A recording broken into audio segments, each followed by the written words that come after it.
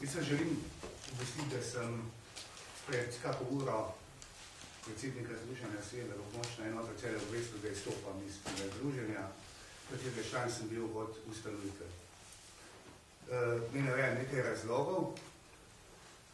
Prvič, kar je lahko rečem, da sem bil seveda prijavljen na to proslavo in sem imel tudi vstopnico, ki je bila v Cankarjevem domu, vendar pol ure pred tem smo bili obveščeni, da je predsednik države odlikoval nekdanjega republiškega sekretarja Tomaža Ertla.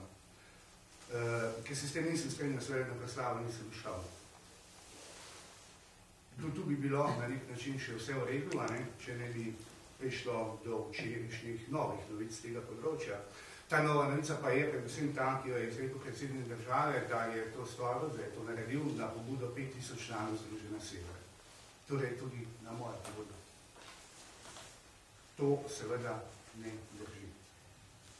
Jaz bi želel policistom in policistkam, ki so v tistem času delovali skupaj z menoj, vodno sem jih približno 350 ali 400, na policijski upravi Celje, zelo jasno sporočiti, da cenim njihovo delo. Nazadnje sem bil sestavni del tiste skupine ljudi, ki je upravljala zelo pomembne naloge. Da pa se ne morem strinjati z ravnanjem vodstva. Torej vodstva Združenja Sever, ki je tak predlog podalo v imenu 5000 ljudi. Pripričan sem, da 5000 ljudi nič ne ve o tem, ampak da ve za to zgolj vodstvo Združenja Sever. Podati predlog za odlikovanje človeku, ki je vodil službo državne varnosti, ki je vodil takratni sekretariat za notranje zadeve, posredno ali neposredno, je nekaj zelo vprašljivega, moralno vsaj zame.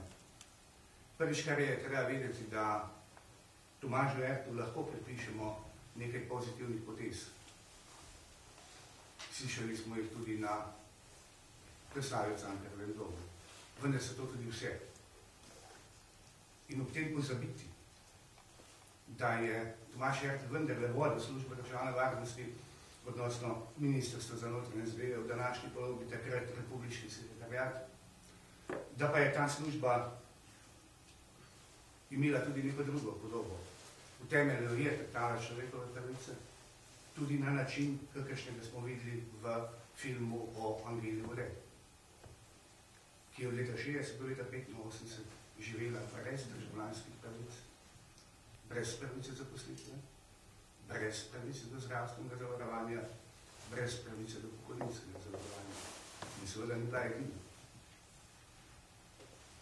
Nadalje ne moremo pozabiti, da je služba državne varnosti, sodeč po pisanju medijev, zgodovinskih zapisih, ali slovenska ali zvezna, nismo nikoli izvedeli, izvajala likvidacije v tujini. Likvidirala tako imenovane sovražnike socializma, sovražnike države.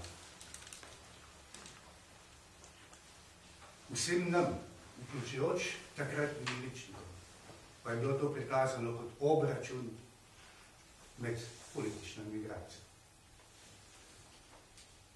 Ne kaže pozabiti tudi to, da je konec leta 1989 v času njegovega vodenja ministrstva izdal en dokument, ene usmeritve pod imenom Akcija Dopust, Akcija Vrnitev, s katero je še vedno preganjal notranje sovražnike.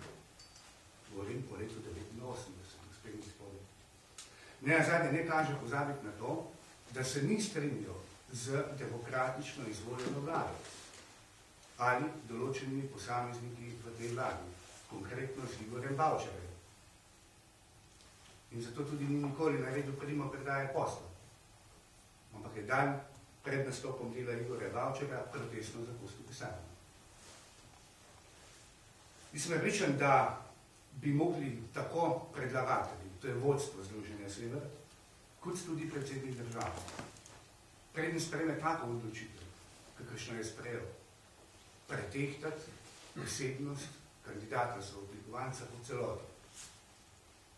Ne moremo iz življenja kandidata za oblikovanca potegniti 2 ali 3 dokumente in reči, da je to tisto, zaradi česar je nekdo oblikovan.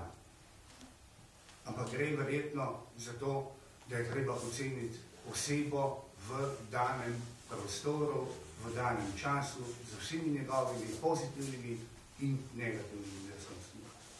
In za zaključek rečem še enkrat, da seveda želim poudariti in sporočiti vsem tistim policistom, 354 jih je, ki ste jih takrat vodili, da akcija Sever zame seveda pomeni pozitivno dejanje v slovenski zgodovini in da so opravili in smo opravili častno delo. Njihova vodstva danes pa ne razumem ravnanja vodstva v Združenih narodov.